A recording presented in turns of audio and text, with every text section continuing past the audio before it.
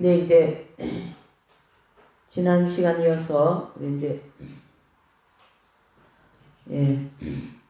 지난 시간 이어서 요한복음을 이제 또 연결해 보고자 합니다. 지난 시간에는 이제 요한복음 6장 60절까지 이제 내용을 우리가 공부했습니다. 그래서 오늘은 60절부터 6장이 71절까지 있거든요. 그래서 이제 71절까지의 내용과 그 다음에 7장 1절에서 이제 시간이 되는 대로 약 13절까지 제가 주제를 좀 잡아봤는데요. 시간이 되는 데까지 함께 좀 은혜를 나누고자 합니다. 요한복음을 하면서 가장 더 많이 우리가 느낄 수 있는 게 뭐냐면 거기 이제 오늘 6장 60절을 한번 보시죠. 6장 60절 다 같이 읽어보실게요. 제자 중 여럿이 듣고 말하되 이 말씀은 어렵도다. 누가 들을 수 있겠느냐 한데 그랬습니다. 사실은 이제 이 6장 60절의 이 말씀이 오늘의 요한복음을 접하는 우리 모두에게도 같은 입장이다 이래 보셔야 됩니다. 뭐 그 당시 유대인들이나 뭐 또 제사장들, 서기관들, 뭐 그러한 그 바리새인들 그러한 분들에게만 어렵도다가 아니라 저와 여러분들에게도 요한복음이 어렵도다 이렇게 같은 고백이 나와야 됩니다. 왜 그러냐면 이 말씀이 이제 앞절에 보면 계속 이제 그 어떤 말씀을 하냐면 예수님은 나 떡이다. 내 살은 여러분들의 떡이다. 내 피는 여러분들의 음료다. 신령한 음료다. 나는 하늘에서 내려왔다. 그런 그 신비의 나라, 하나님의 나라, 또 하나님의 그 거룩한 유대인들이 막 야훼, 하나님 하면은 꼭 넘어가지 않습니까? 이제 그러한 하나님으로부터 왔다고 지금 예수님은 계속 하나님의 아들에 대한 입장을 증거하니까 이 땅에서 육적인 관점과 그 율법적인 입장에서 예수님을 보면 정말 예수님의 말씀이 이해가 안 되거든요. 이해가 안 되고 정말 어렵습니다. 뭐 저 사람 누구냐? 나사렛에서 요셉의 아들이 아니냐? 우리와 같이 생활하던 사람이 아니냐? 우리와 같이 밥 먹고 그 목수일 하시면서 가난하게 살던 그 집안의 아들이 아니냐. 근데 왜 자기가 하나님의 아들이요? 자기 살을 먹어야 너희들이 산다. 내 피는 음료다. 신령한 음료다. 그런 약간 사오정 같은 얘기를 계속 하시는 거예요, 예수님이. 이 땅의 그 인간적인 입장에서 볼 때 그렇다는 얘기죠. 그래서 6장 51절에도 나는 하늘로서 내려온 산떡이니 그랬어요. 사람이 이 떡을 먹으면 영생하리라. 나의 줄 떡은 곧 세상의 생명을 위한 내 살이로라. 이런 형태의 계속 영적인 얘기를 하시는 거예요. 예수님은 하나님의 아들이시잖아요. 그러니까 예수님이 하나님의 아들이라는 것을 사람들한테 납득이 안 가는 거예요. 이게 우리의 사고가 납득이 가야 되고 성식이 맞아야 되고 앞뒤 이런 좀 그런 것들이 맞아야만이 그렇군요. 참 신통하다 내지는 좋다 맞다 틀렸다 이런 이제 결론이 내려지거든요. 이 사고 자체가. 근데 이 정상적인 사고를 가지고 예수님이 하시는 이 말씀을 도저히 이해가 안 되는 거예요.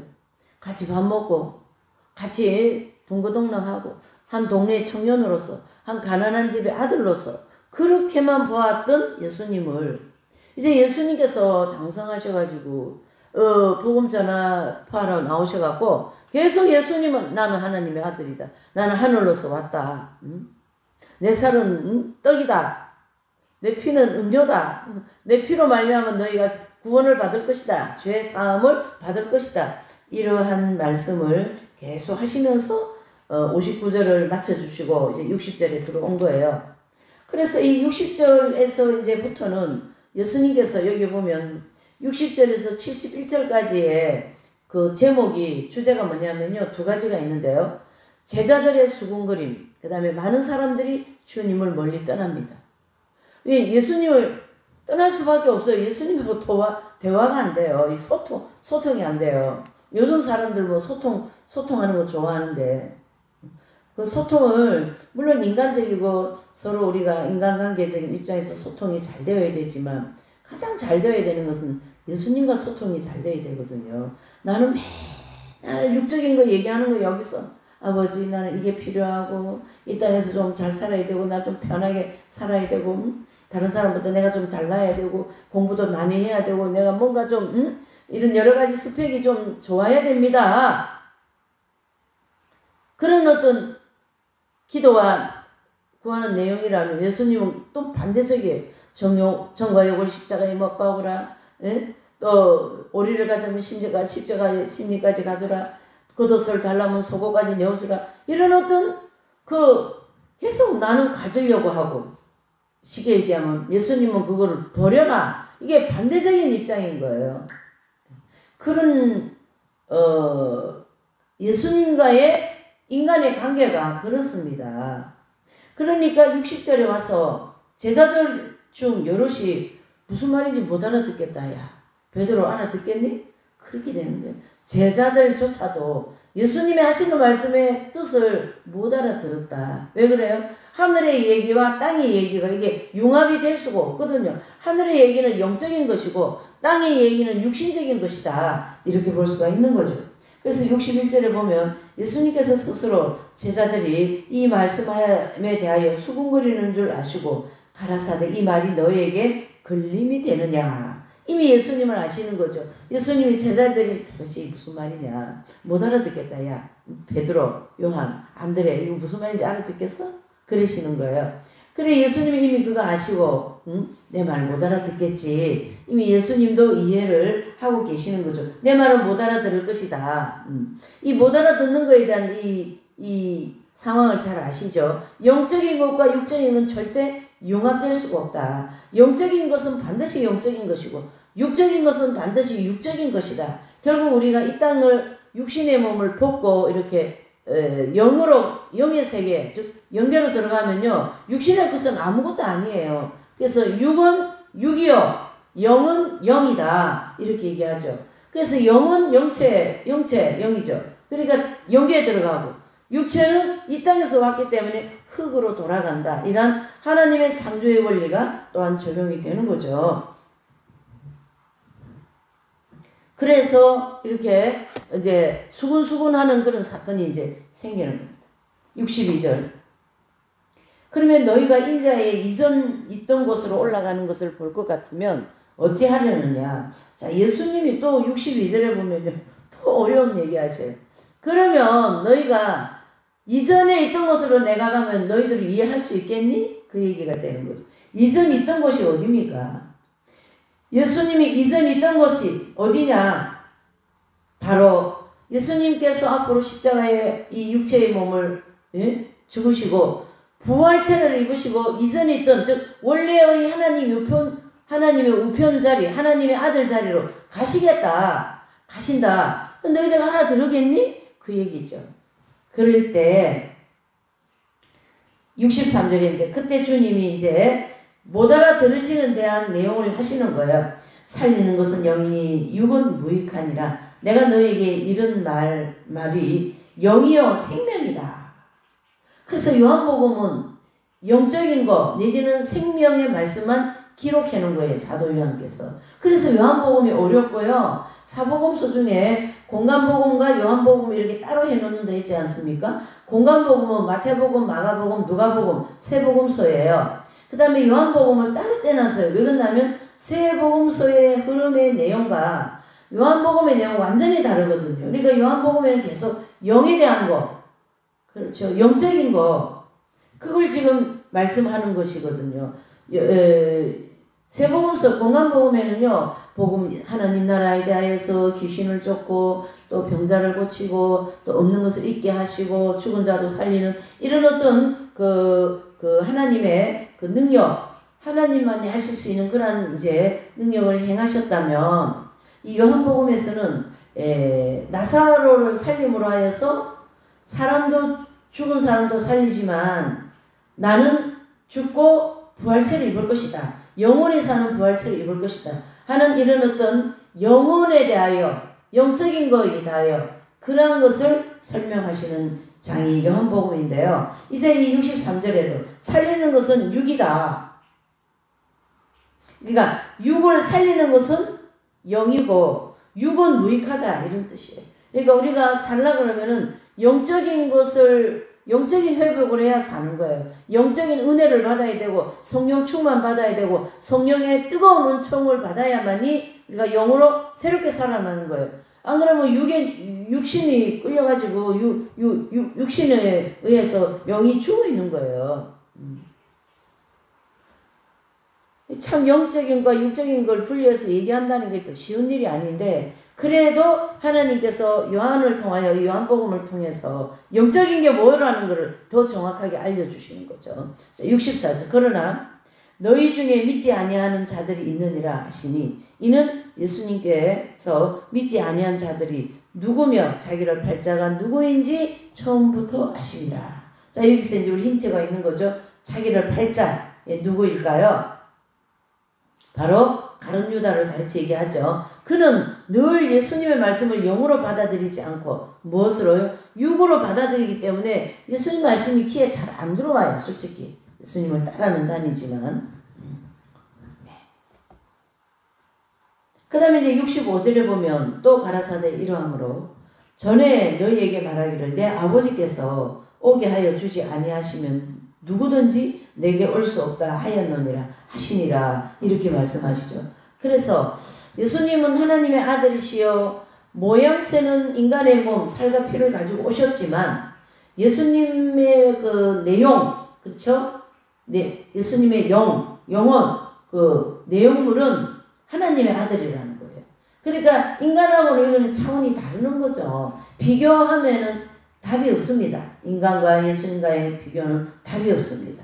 그러니까 예수님을 믿기만 하면 영생을 얻는다. 이유를 달지 말라. 예수님을 믿기만 하여라. 그분을 가까이 하여라.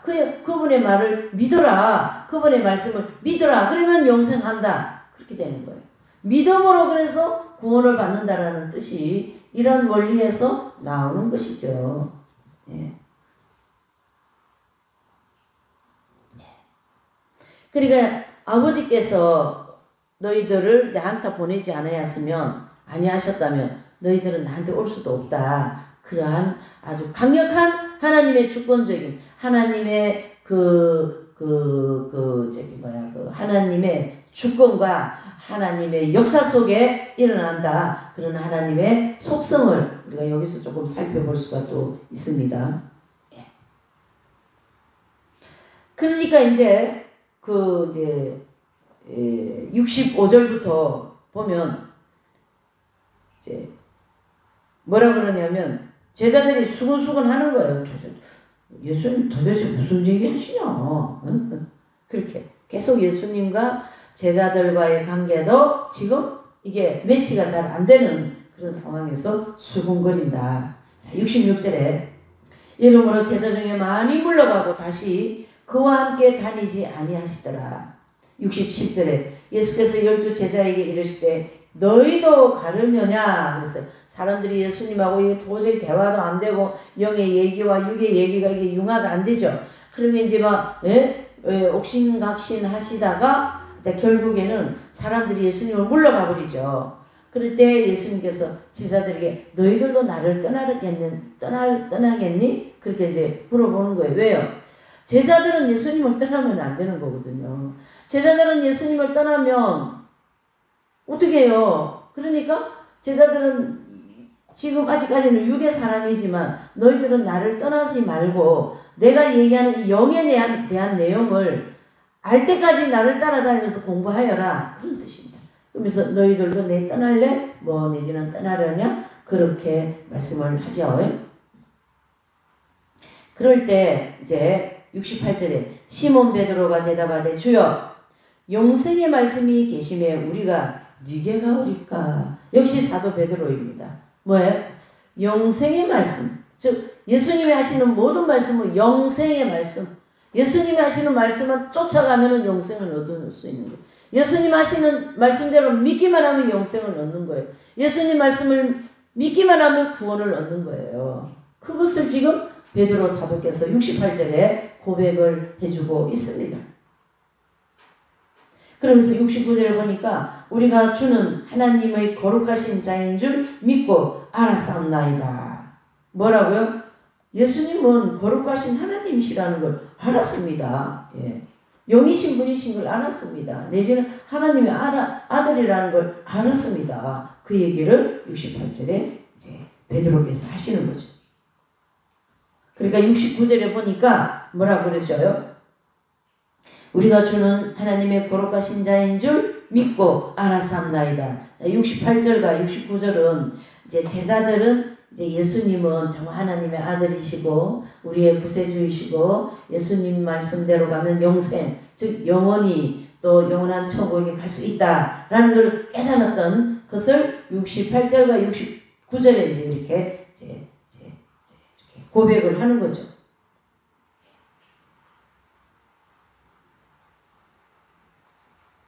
그래서 하나님의 말씀을 어떤 지식적으로 또 어떤 위대한 그런 현자의 말씀으로 듣지 않고 생명의 말씀으로 들었다라는 거예요. 영혼의 말씀으로. 우리가 하나님의 말씀을 설교를 들을 때나 말씀을 읽을 때 어떤 이런 영적인 책을 읽을 때 그것을 영적으로 알아들어야 되는 거예요. 영혼에 뭔가 영향을 받아야 돼요.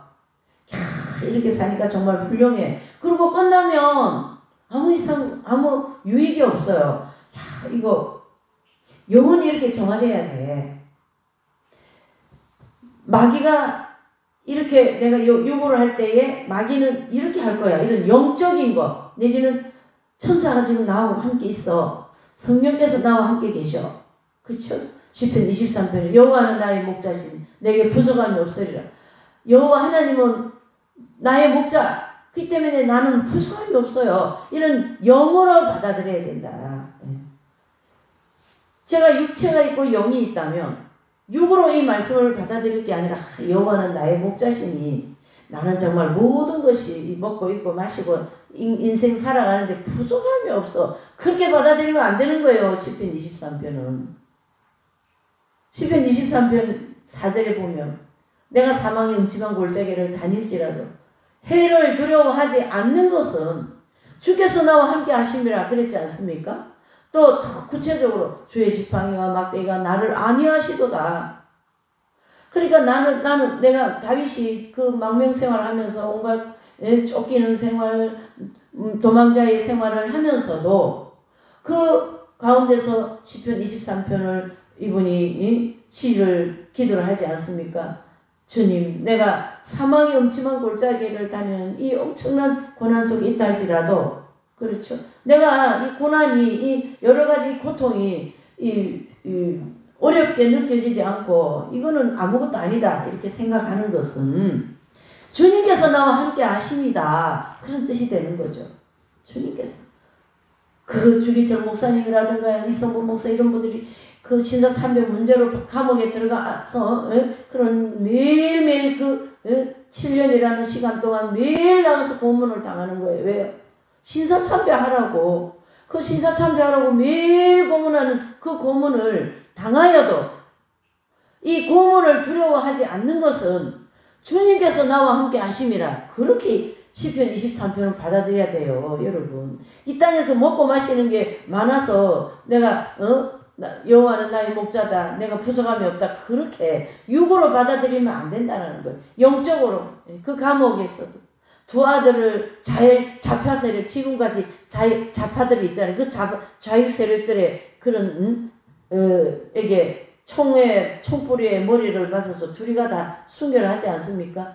그렇게 해도 거기에서 그 몇 가지 수십 가지의 감사의 기도를 드리는 그런 여호와는 나의 목자시니 나는 두려울 것도 없고 내가 이 사망의 음침한 골짜기 두 아들을 빼앗기고 말이지요. 이런 골짜기를 사망의 음침한 골짜기 같은 골짜기를 지난다 할지라도 수십 가지의 주님 앞에 그 감사의 기도를 올릴 수 있는 것은 주께서 나와 함께 하십니다. 참 얼마나 영적인 깊은 말씀을 하십니까? 그러한 말씀과 같다 이런 뜻입니다. 68절과 69절. 영생의 말씀이 여기에 있으니 우리가 어디로 가며 우리가 주는 하나님의 거룩하신 자인 줄 믿고 알았사옵나이다. 주께서 나와 함께 하시니라 이 뜻 아닙니까?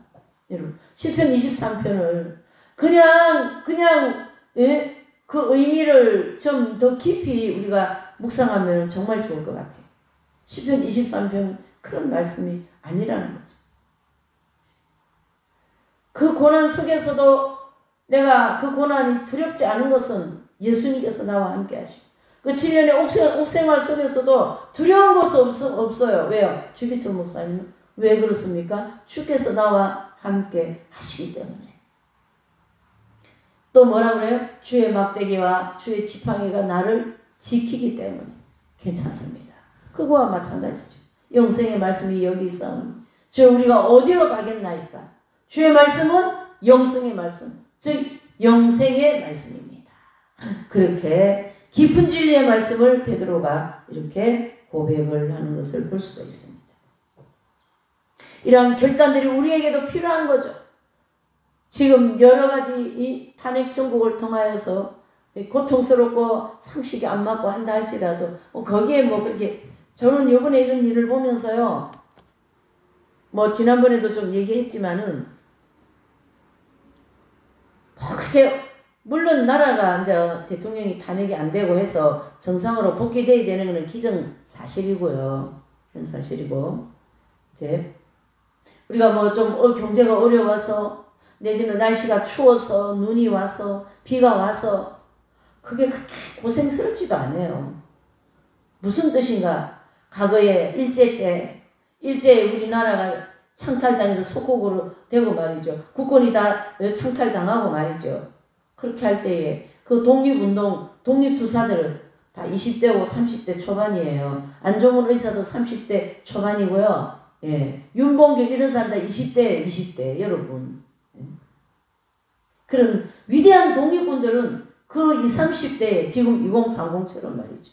나라에 대한 그 강력한 뜨거운 마음을 그 애국적인 그 뜨거운 하나님 그 나라의 사랑을 가지고 말이죠. 그렇게 예, 그 안종훈 의사의 그 내용을 조금 보면 그래요. 저기 대만이고 저렇게 다니면서 독립운동을 하는데 그 3년을 그렇게 노숙같이 다니면서 만국고생을 다하고 굶는 것을 밥 먹듯이 하고 그 추위에 굶주림에 그렇게 독립운동을 한 내용을 우리가 살펴볼 때에 지금은 뭐 강화문 좀 가고 말이죠. 따뜻하게 입고 배 부르고 뜨거운 거 먹고 마시고 좀 춥기는 했겠죠 밤에. 저도 한남동 이틀 다녀갖고 감기 걸려가지고 한 달 감기가 왔었지만 괜찮아요. 뭐 병원 다니면 또 되지 않습니까? 좋은 약도 많고 그래서 주사 맞고 약 먹고 애가 잘 났었잖아요. 안 죽었잖아요. 이 얘기는 무슨 뜻인가? 지금은 그런 나라 때문에 고통스럽고 그 문을 잇지만 지금은 우리가 뭐 서울 부산까지 뭐 아침에 갔다 저녁에 내려올 수 있고 박정희 대통령이 고속도로를 잘라놔가지고 얼마나 아침에 갔다가 저녁에 올 수 있는 거리입니까? 여기서부터 약 430km 되는 거리인데 그렇게 좋은 환경에서 나라와 민족을 위해서 일을 하기 때문에 그렇게 고생스럽지 않다. 그러한 얘기를 저는 드리고 싶은 거죠. 그래서 감사하다라는 거예요. 그래서 너 나라가 튼튼하게 세워져서 복음을 위하여서 마지막 때 사용되어지는 그러한 나라가 되어야 된다. 그 얘기를 드리고 싶은 거죠.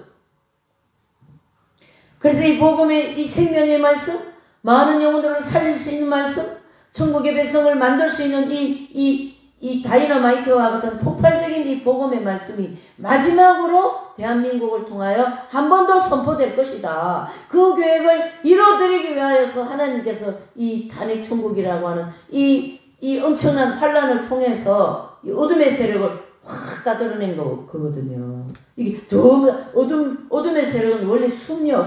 죄 짓는 사람 환한 데서 죄 짓습니까? 남의 물건 훔쳐가는데 뭐 환하게 한강동 불 켜진 데서 훔쳐갑니까? 불 꺼놓고 끔끔하고 몰래 살짝 밤에 들어와서 남의 물건 훔쳐가듯이 나쁜 짓 하는 사람들은요 언제든지 자꾸 덮어 예? 불 꺼 어둠에서 그래서 어둠이라 그러죠. 그 속이 더럽고 어두워서 예? 남의 자리 빼앗고 대통령 내리앉게 만들고 아니 무슨 뭐 탄핵을 뭐 29번인가 왜 그렇게 해요? 뭐 저 유치원생이에요 그 사람들? 저는 그 사람들 생각할 때 약간 유치원생 같아. 이 정신연령이. 그것을 막아야지. 그러면 그걸 가만히 보고 있습니까? 그건 아니죠. 아닌 게 이상한 사람이지. 뛰쳐나가서 막는 사람이 정상이고. 예. 지금 여기 이 말씀을 제가 하는데 왜 그런 얘기를 하느냐 하면 영생의 말씀이 여기 있는데 사람들이 아무리 예수님에 대해서 수근수근하고 저분 이단이야 저분 아무래도 사오정 같아 그렇게 한들 우리가 왜 그 사람 따라가겠습니까? 왜요? 영생의 말씀이 여기 있는데 베드로 사도께서 내지는 제자들이 제대로 깨달은 거죠. 예수님 옆에서 제대로 말씀을 알아들은 거죠. 이해를 한 거고 영혼에 그 말씀이 영향을 미쳤다 이렇게 볼 수가 있는 거잖아요. 아주 중요한 말씀이에요. 그래서 70절에 예수께서 대답하실 때 내가 너희 12를 택하지 아니하였느냐 그러나 너희 중에 한 사람은 마귀니라 하시니라. 꼭 12명이라는 말씀을 하시면서 거기에 꼭 어떤 그 수식을 하나 더 넣으셔요. 뭐냐 그러나 한 사람은 나를 팔자다. 그래서 12명 안에 나를 팔자가 있다라는 암시를 계속 주고 있는 거예요. 예. 예. 그래서 이 이후부터 영성훈련이 본격적으로 시작되는 거예요. 그러면서 아마 우리가 뭐 영적 성장론을 조금 여기서 제자들을 이렇게 적용을 하면 아마 두 번째 연단을 통과되어진 그 청년의 단계, 그렇죠? 사람이 청년의 단계, 고등학교 졸업을 하면요 모든 말귀를 알아듣고 또 인생의 삶이 무엇이라는 거, 또 어떻게 내가 인생을 살아야 되겠다 이런 모든 것들을 성숙되어진 단계에서 알 수 있게 된다 이렇게 볼 수가 있는 거죠.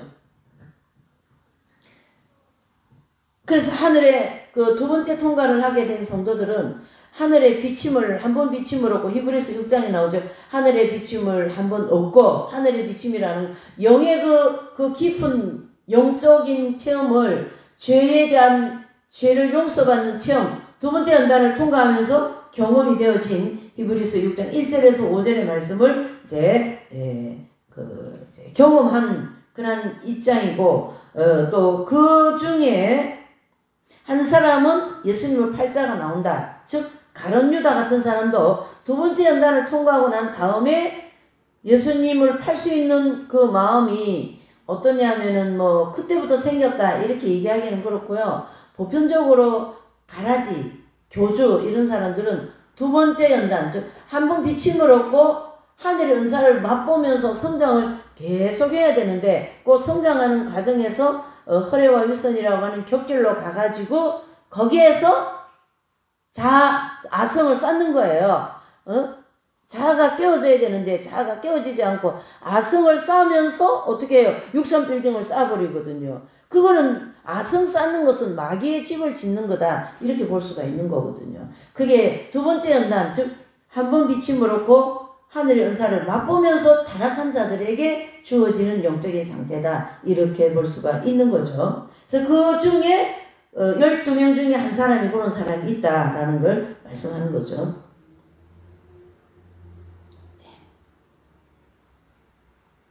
그래서 12명 중에 나를 팔자가 한 사람이 있다라는 걸 경고하시는 말씀이고 그 후에 이제 사도 요한은 요한복음을 기록할 당시에 이미 가룟 유다가 가라지가 된 이후이기에 과거를 회상하면서 이 말씀을 기록한 거예요. 요한께서 이 말씀을 기록할 때는 예수님과 같이 있을 때 기록한 게 아니라 그렇죠?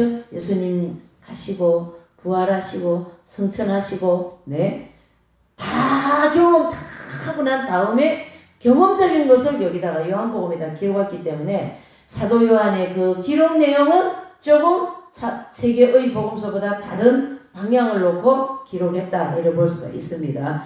예.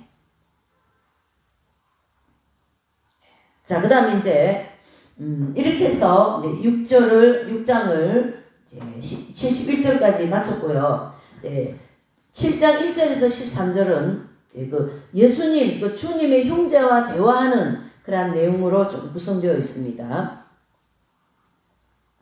그래서 이제 이 7장 1절에서 9절은 예수님 형제와 대화하는 내용이고, 그 다음에 이제 10절에서 13절은요, 예수님께서 그 예루살렘 이렇게 올라가시는데요, 조용히 비밀로 올라가시는 그런 모습을 볼 수가 있습니다. 자, 7장 1절입니다. 이후에 갈릴리에서 다니시고 유대에서 다니려 하심이 아니하심은 유대인들이 즐기려 함이라라. 아멘. 자, 여기 보시면 7장에 보면 이제 예수님의 입장이 어떻게 되는 거예요? 사람들이 막 따라다니면서 예수님 병 고치고 뭐 그런 거 하는 그런 입장이 아닌 예수님이 이제 잡혀서 죽을 그러한 입장으로 돌입을 한 거예요. 7장부터는. 그러니까 유대에서 다니지 아니하심은 유대인들이 예수님을 죽이려고 하는 것을 예수님이 아시는 거예요. 지금 이제 그 상황, 그리고 우리가 이 요한복음을 이렇게 이제 우리 말씀을 연구하면서 계속 예수님의 인도를 예수님의 그 이제 이렇게 한 걸음 한 걸음 걸어가시는 그 내용을 묵상하는 거죠. 그렇죠. 이제 7장부터는 예수님께서 이제 사람들한테 죽임을 당할 수밖에 없는 어떤 도망자 내지는 쫓기는 그런 입장에서 지금 이제 예수님은 예루살렘으로 가시는 거예요. 그래서 예루살렘 올라가실 때 그냥 보조실 이렇게 할 수 없고 이렇게 숨어서 약간 숨은 것처럼 해서 가셔야 된다. 그 얘기를 하는 거죠. 자, 7장 2절을 보실게요. 유대인의 명절인 초막절이 가까이 온지라 그랬습니다. 자, 이 초막절. 이 초막절은요, 장막절과 같은 절기로 과거의 이스라엘 백성들이 광야에서 이 광야 생활을 할 때 하나님의 명령을 따라서 지키게 되는 그런 절기예요. 이 초막절은. 그래서 이 이제 절기는 1년 농사를 마무리 짓고 그 다음에 이제 곡식을 추수한다. 그 다음에 이제 하나님께 감사제를 드리는 그러한 절기입니다. 그래서 특히 이때는 과거에 그 광야 생활을 40년 했지 않습니까? 이걸 절대 잊어버리지 않아요. 이 유대인들이 위대한 게요. 자기 조상들이 광야에서 모세의 인도를 받고 만나와 메추라기 먹고 그 다음에 시내산에서 율법을 받고 하는 이러한 자기 조상들이 광야 생활한 것을 지금도 잊어버리지 않아요. 이분들. 그래서 거기에서 율법이 쏟아져 나왔다라는 걸 알기 때문에 그 율법을 하나님이잖아요. 그래서 율법을 우리 그 유대인들 이렇게 보면 율법을 갖다가 어떻게 이런 커다란 두루마리 이렇게 말아가지고 이런 장식장 같은 게 이렇게 모셔놓고 우리같이 막 성경책 아무데나 놓고 성경책 베고 성경책 건너뛰고 그렇게 안 해요. 그 율법을 대하는 마음과 또 율법을 주신 야훼, 즉 하나님을 대하는 마음은 진짜 그 거룩하신 하나님을 대하는 것처럼 그렇게 하시는 그 유대인들의 그 마음 중심은 이 이방인들이 따라갈 수가 없는 거죠. 그러니까 이 유대에는 이 절기가 있어요. 그래서 이 절기가 7가지의 절기가 있거든요. 7가지 유대의 절기를 보면 이렇게 보면 이제 레위기에 이제 이 절기가 쭉 나와 있는데요. 이제 제사절이다 하기도 하고요. 그래서 거기 보시면 유월절, 무교절, 초실절, 오순절, 나팔절, 속죄절, 초막절. 그래서 이 초막절을 장막절, 수장절이라고도 합니다. 이제 우리가 잘 알듯이 이 속죄절은 레위기 16장과 레위기 23장, 26절, 32절에 아주 잘 나와 있는데 이 레위기 16장은 이제 결국 이스라엘 전체의 7월 10일 1년에 한 번 드리는 제사입니다. 이스라엘 전체 백성들을 위하여서 한 번 드리는 제사라고요. 그 다음에 6월절은 뭡니까? 어린 양의 피를 받아가지고 이제 애굽에서 탈출해 나올 때 문 인방에 6월절 어린 양의 피가 발려 있는 집 안에 있는 모든 사람들은 어떻게 돼요? 죽음의 사자가 넘어갔다 그래서 6월절이라 그러잖아요. 무교절은 무교병을 먹고, 그날은 무교병을 먹는 날이죠. 오순절은 하나님의 성령이 임하신 오순절이라는 거죠. 이것이 레위기에 쭉 나와 있는데 레위기의 이 제사, 절기는 다 거룩한 제사. 그래서 이 제사, 7가지 이 제사를 통하여 하나님과 연관이 되고 하나님께 가까이 가게 되는 그러한 아주 중요한 그러한 제사의 절기입니다. 그래서 거기 2절에 보면 유대인의 명절인 초막절이 가까운지라 그랬습니다. 그래서 이 초막절은 이제 그 초막절을 기념하면서 이스라엘 백성들은 그 초막에 거하기도 실제로 그렇게 한대요. 이스라엘 가면 유대인들이 이런 베란다나 이런데 이 초막절 지날 때 천막 텐트를 쳐놓고 거기서 일주일 있기도 하고 이제 그러면서 이 초막절을 실제로 이렇게 그렇게 광야에서 자기 조상들이 한 것처럼 한다는 얘기죠. 그래서 이날은 수장절이라고도 하고 또 오늘날 추수감사절과 같은 절기이기도 합니다. 그거는 추수감사절과 같은 절기라는 것은 굉장히 중요하다라는 것을 얘기하는 거죠. 우리가 광야에서 이스라엘 백성들이 텐트잖아요. 그 당시는. 지금은 좋은 집들이 있지만은 텐트 이거 짝대기에 몇 개 세워놓고 위에다 가빠 이렇게 세워가지고 텐트죠. 그게 이렇게 살았다라는 거예요. 그걸 이제 절기를 지키는 거예요. 그때는 진짜 그 텐트 속에서 지낸다 이렇게 볼 수가 있는 거죠. 굉장히 그 절기 하나하나의 영적인 의미를 하나님과의 관계를 잘 이렇게 가까이 두는 그런 게 있습니다. 이 유대인들이. 그래서 우리가 생각하는 그런 절기를 보내는 중심하고는 다르다. 이렇게 좀 보셔야 됩니다. 그 다음에 거기 77절 있어요. 맥추절 내지는 오순절이라고도 하는데 6월절 7일을 7번이나 50일째 맞는 날인데요. 당시에 처음 익은 곡식인 밀, 보리 등을 수확하여서 감사제를 드리는 그런 절기입니다. 그 다음에 이제 수장절도 있어요. 이 수장절이 바로 초막절, 추수절, 가을 곡식을 추수한 다음에 감사드리는 그런 절기입니다. 그래서 예루살렘으로 올라가는 것은 이 초막절을 지나기 위하여서 유대인들이 많이 올라가는데 예수님도 그 절기를 지내기 위해서 가시는데 좀 숨어서 내지는 조용히 사람들로 인해서 안티에게 그렇게 이제 가신다. 이렇게 볼 수가 있습니다. 자, 3절과 5절을 보시면 그 형제들이 예수님께 이르시되 당신이 행하시는 일을 제자들도 보게 여기를 떠나 유대로 가소서 스스로 나타나기를 구하면서 묻혀서 일하는 사람이 없나니 이 일을 행하려 하거든 자신을 세상에 나타내소서 하니 그랬습니다. 자, 5절도 한번 읽어볼까요? 이는 그 형제들이라 예수님을 믿지 아니함이로라. 참 좀 친근감 있지 않습니까?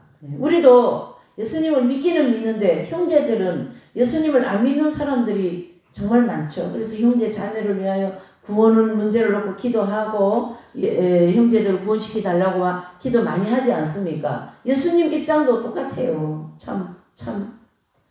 형제들 근데 이제 예수님의 형제들은 피를 나눈 형제는 아니에요. 사촌 형제 이렇게도 봅니다. 근데 어떤 신학자들은 마리아와 요셉이 이제 정혼을 한 사이이기 때문에 거기서 난 자녀들이다 그렇게 얘기하는데 그것은 아니라고 저는 보고 있어요. 왜 그러냐면 우리가 하나님은 굉장히 거룩한 분이시고 굉장히 거룩한 분이라고 말하기도 좀 어려워요. 하나님은 거룩하신 신 하나님이시잖아요. 우리는 그분 손에서 빚어진 하나의 피조물이란 말이에요. 그리고 저와 여러분들은 창세기 3장에서 에덴 낙원에서 이미 죄를 져서 하나님께 쫓겨난 원죄라고 하는 이 원죄라고 하는 죄를 가지고 있는 죄인이기 때문에 하나님과의 관계를 절대 가질 수가 없어요. 왜요? 그분은 거룩하신 분이고 우리는 죄인이기 때문에. 이해되시죠? 왜 제가 이 얘기를 하느냐 하면 예수님의 형제들을 자꾸 요셉과 마리아가 정혼을 했기 때문에 그 사이에서 나온 아이들에서 자녀들에서 예수님과 친형제다 이렇게 얘기하는 신학자들이 있다고 하는 얘기를 들었어요. 직접 뭐 글을 읽은 건 아니에요. 별로 뭐 그런 거 읽을 생각이 없어요. 왜? 그런 거 읽으면은 시간 낭비고 아까워서 그런 거 저는 좀 읽기 싫거든요.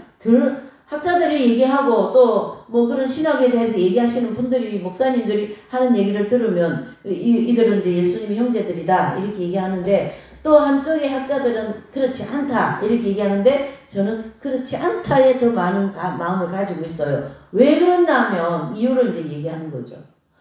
예수님은 거룩하신 하나님의 아들이시고 그 거룩한 하나님의 아들을 몸을 빌려서 이 땅에 오셔야 되는 그 분은 성모 마리아잖아요. 그분이 얼마나 거룩하고 순결해야 되겠어요. 성령을 통하여 예수님을 잉태를 해야 되니까. 성령님은 바로 하나님이시고 성령님은 바로 어떻게 해요? 거룩한 영인데 원죄가 있는 이 몸에 어떻게 오냐 그거를 원리적으로 알으셔야죠. 그래서 뭐 여러분들이 믿거나 말거나 저는 그걸 믿어줘요. 그게 그냥 이렇게 믿어지는 거예요. 개인적인 신앙이죠. 그래서 가톨릭 같은 데는 성모 마리아를 이제 성모님이라고도 하죠.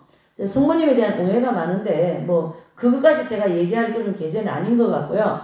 이제 뭐냐면 가톨릭에서는 그 성모 마리아를 무인시태 이런 이 단어를 쓰고 있어요. 무인시태. 그 무인시태라는 단어는 성모님이 원죄가 없이 오셨다 이런 뜻이거든요. 근데 그걸 뭐 개신교 신자들은 절대 안 믿죠. 그런 교리나 신학이 없기 때문에 그걸 안 믿어도 괜찮아요. 구원받는데 문제가 안 돼요. 저도 마찬가지 안 믿어도 되고 믿어도 되고 그런데 제 개인적인 신앙은 그 무인시태라는 성모님에 대한 그 거룩성 그 다음에 순결성 그걸 저는 믿어진다는 얘기죠. 왜 그러냐 하면 거룩한 영이신 성령이 인간의 몸을 빌려서 오셔야 되는데 그 인간의 몸이 얼마나 깨끗해야 되겠냐. 그 하나님이 하시는 일이죠. 하나님이 예수님이 이 땅에 보내시는 주권적인 그런 강력한 권능적인 입장에서는 할 수 있는 일이죠. 왜요? 예수님을 이 땅에 보내셔야 되기 때문에.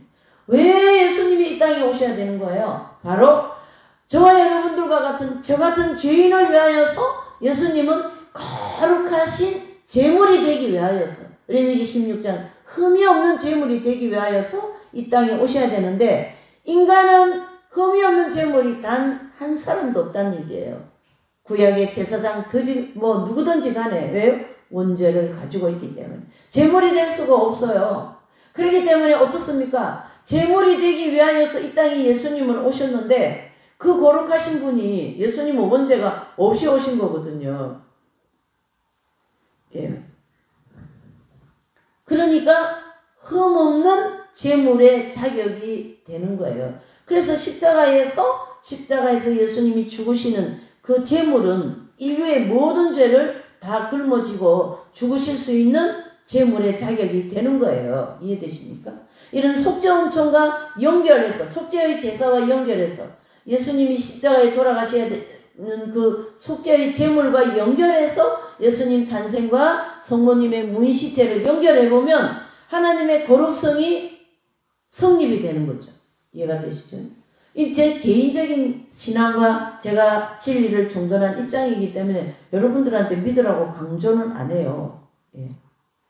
그러나 제가 이렇게 전체적으로 십자가 예수님 달리시는 속죄의 제물과 또 이 땅에 오셔야 되는 것과 또 그 예수님을 받아내야 될 몸, 그렇죠? 그 원죄 있는 몸이 어떻게 옵니까? 영 자체가 구할 수가 없어요. 더럽기 때문에. 원죄가 있는 그 영의 원죄의 뿌리가 있는 그 자리는 못 오신다라는 얘기예요. 거룩한 영 성령께서. 그래 예수님의 성령으로 잉태하신 그 뜻이 그런 흠없는 제물로 오셔야 되기 때문에 오신 거거든요.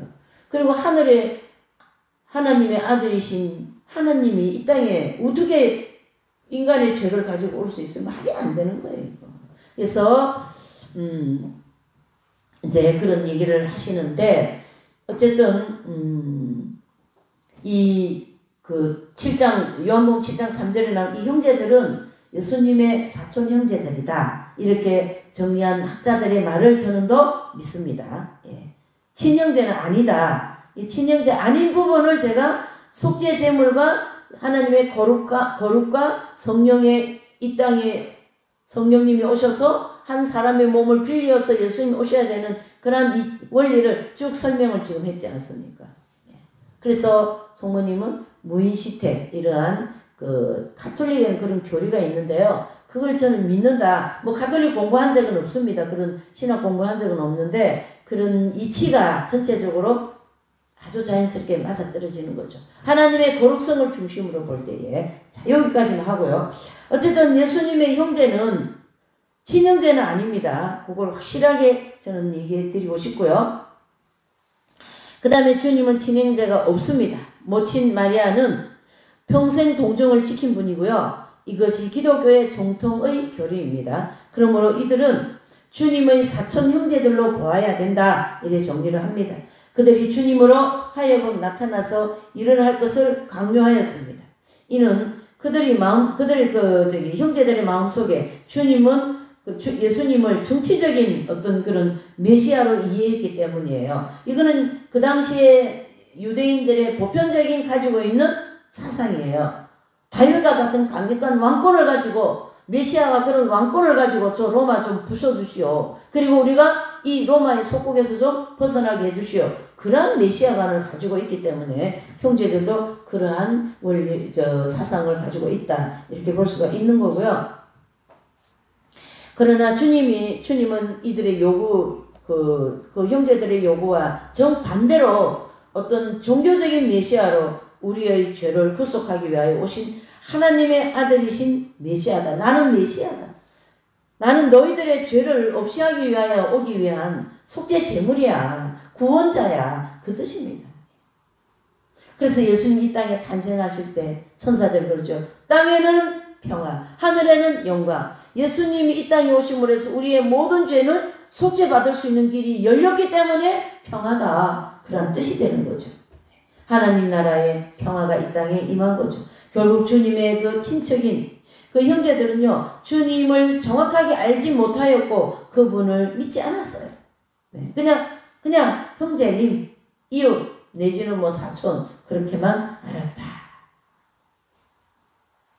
자, 그 다음에 이제 6절을 보십니다. 예수님께서 가르치되 내 때는 아직 이르지 아니하였거니와 너희 때는 늘 준비되어 있느니라. 자, 때에 대하여서 말씀을 해주고 있습니다. 자, 주님의 때. 이 때는 하나님의 예정하신 때를 가르치게 합니다. 즉 십자가에 못 박히어 예수님께서 돌아가셔야 되는 그 때가 있는데 지금 요 때는 아직 그 때가 아니다. 그 얘기를 하는데요. 이 때에 대하여서 우리가 참 이런저런 말을 많이 하고 성경에도 보면은요. 이제 이 요한복음 2장에 보면 이제 그 가나 혼인잔치 결혼식 집에 예수님 제자들 마리아 성모님 같이 있는데 이제 포도주가 떨어짐으로 해서 마리아께서 예수님께 포도주가 떨어졌습니다. 그렇게 하였을 때 예수님이 하신 말씀이 그때도 아직 내 때가 되지 않았습니다. 이런 말씀을 하신 거죠. 아직까지 기적을 베풀 수 있는 때는 아니지만 성모님께서 중보로 자꾸 말씀을 해주셔갖고 이제 성모님이 하인들에게 저분이 하는 얘기를 들어세요. 그랬어요.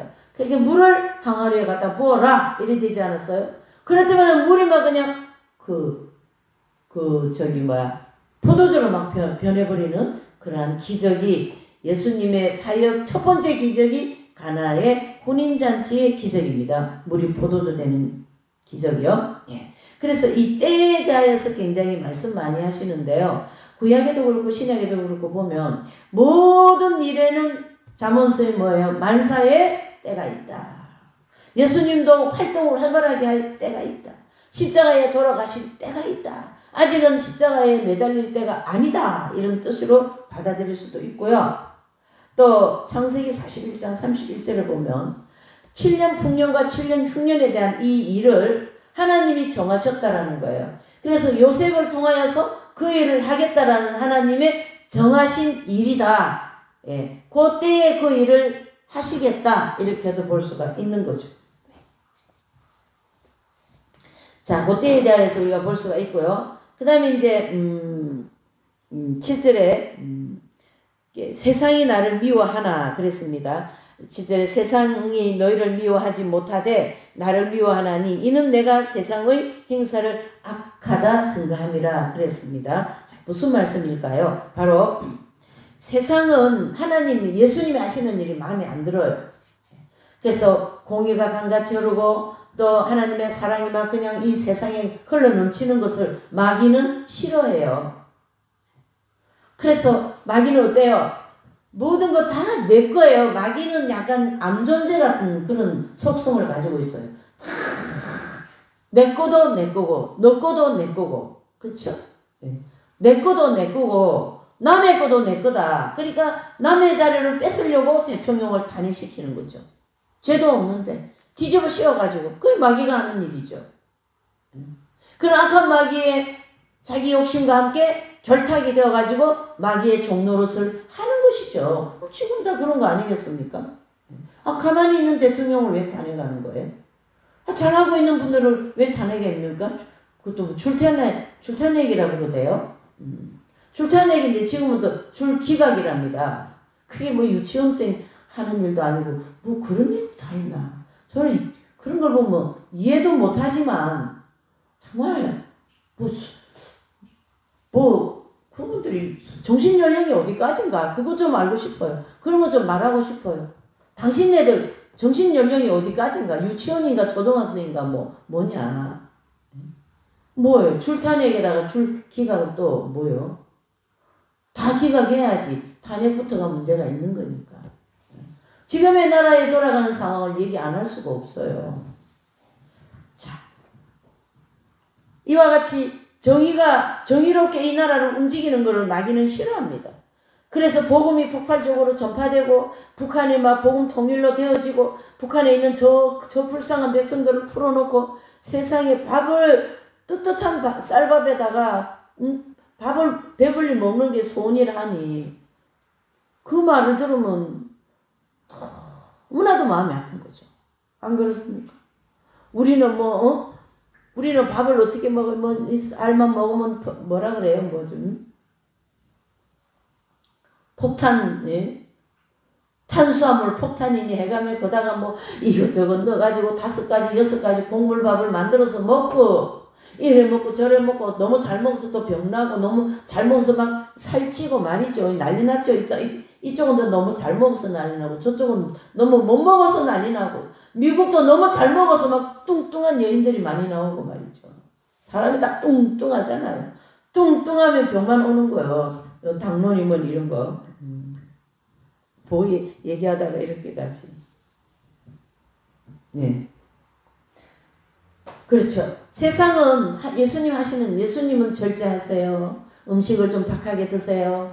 음식은 다니엘과 같이 산의 진미를 먹는 것보다 그냥 야채로 식사를 하는 게 건강에도 좋다. 그게 사실은 야채만 먹는 것이 그게 창세기 그 창조의 그 원리의 식사법이거든요. 근데 죄를 지니까 짐승 잡아 먹으라 한 거예요. 하나님께서. 죄를 져가지고. 그러니까 병이 오는 거죠. 병이. 수명이 짧아지고 말이죠. 지금의 시대를 보면은 너무 잘 먹고 북한에는 고기가 어디 있어요. 쓰레기통 뒤져가지고 먹다가 안 되면 죽고. 그런 백성들을 빨리 복음 통일에 대해서 풀어야 될 거 아니겠습니까? 여러분. 왜 그 생각을 못하는지 잘 모르겠어요. 참 안타깝습니다. 정말 마음이 정말 북한의 백성들을 생각하면 정말 마음이 아프죠.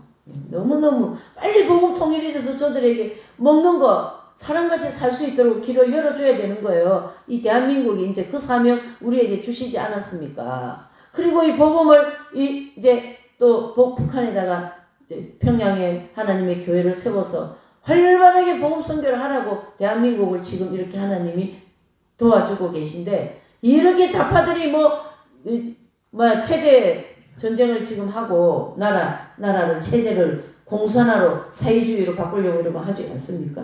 예, 그건 안 되죠. 그러니까 하나님 뜻을 이뤄나가려고 하는 이 나라를 마귀들은 싫어하는 거예요. 그래서 그 악한 마음을 가지고 욕심 많은 마음을 가지고 있는 사람들 배후에서 막 역사를 해가지고 그래 줄탄핵 내지는 뭐 대통령 탄핵 뭐하러 대통령을 탄핵을 해요. 그 잘하는 대통령을 갖다가 왜 해요? 뭐 어떤 목사님이 뭐 거부 뭐 개신교 신자라고 그러대요. 자기가 목회자라니 죄송하다고. 아니 그 소리 듣고 조금 제가 열이 많이 날라 그랬어요. 근데 제가 이렇게 눌렸죠. 뭐냐? 아니 주기철 목사님 그러면 거부입니까? 안종원 의사가 거부입니까? 유관순 누나가 거부입니까? 다 기독교 신자인데 개신교 신자 아닙니까? 나라가 지금 북인이 중국인이 지금 넘어가기 1분 전에 1초 전에 있는데 가만히 있으면 안 되는 거죠. 그렇게 말하면 안 되는 거예요. 저 자신 있게 얘기할 수 있어요. 그건 누군지 모르지만 저 잘 몰라요. 누군지는 모르지만 어쨌든 이게 지금 유튜브로 나가기 때문에 뭐 다른 소리 하지 않지 않습니까? 올바른 얘기를 하는 거죠. 그러니까 세상은 하나님의 일하는 걸 싫어해요. 배후에서 마귀가 싫어하는 거죠.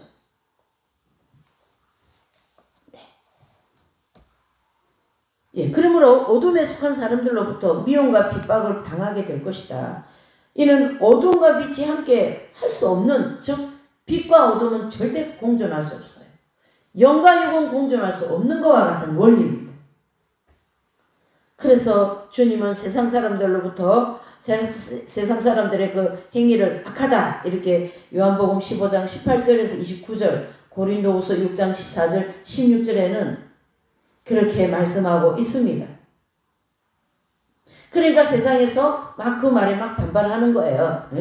그 잘났네 뭐 잘났네 그러는데 얘기를 이렇게 가만히 들어보면 전혀 앞뒤가 맞지도 않는 괜히 자기들 하는 얘기를 하더라고요. 좀 뭐 법공부 1도 안 했는데 들어보니까 아닌 거예요. 그렇게 이제 되어져 가고 있는 것은 결국 오늘 이 요한복음 7장에 주님이 7절과 8절에 말씀한 것처럼 세상이 너희를 미워할 것이다. 내가 하는 일을 세상에는 다 미워한다.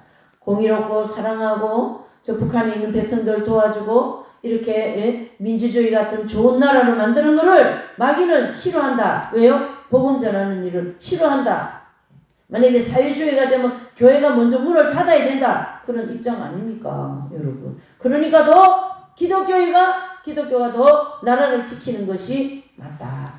어제 손양호 목사님 아들 둘이도 좌익 세력들한테 공산사상 있는 사람들한테 총 맞아 죽지 않습니까? 네. 그게 6.25도 마찬가지고 그렇게 돼 있는 거예요. 그러니까 역사를 잘 아셔갖고 예수님이 하시는 이 말씀과 접목을 해보면 하나님의 일은 선한 일이요 공의롭고 정의로운 일인데 그들이 하는 일은 정의롭지 못하고 왜곡하고 말이죠. 내 거를 내 거, 네 거도 내 거, 내 거도 내 거, 남의 자리도 내 거, 내 거도 내 자리, 대통령 자리가 내 거, 자기 거 아니면서 내 거, 대통령 된 것처럼 막 그것이 다 오늘 이 요한복음 7장 7절과 8절의 말씀과 같이 세상은 하나님의 나라의 일, 복음 전파하는 선교 나라 이런 거를 싫어한다.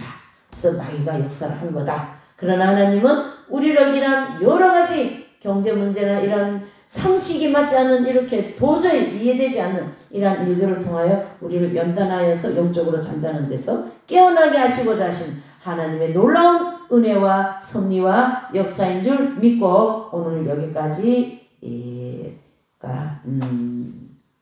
9절까지 말씀을 마치겠습니다. 다음 주 연결해서 말씀하십니다. 기도하시겠어요? 사랑과 은혜가 충만하신 하나님 아버지 감사드립니다. 오늘 요한복음을 통하여 하늘의 것과 이 땅의 것, 예수님의 것과 인간의 것, 인간의 논리와 예수님의 생각은 완전히 반대적이고 다르다라는 걸 다시 한번 알게 하여 주셨고 제자들은 그 예수님의 말씀을 이해하고 알아듣고 믿었기 때문에 영생의 말씀이 여기 계시면 우리가 어디로 가겠나이까 하는 고백과 함께 우리 모두에게도 예수님의 말씀이 예수님의 정의가 예수님의 그 속죄의 은총이 여기에 계시니 우리가 어디로 가겠나이까 오직 예수님만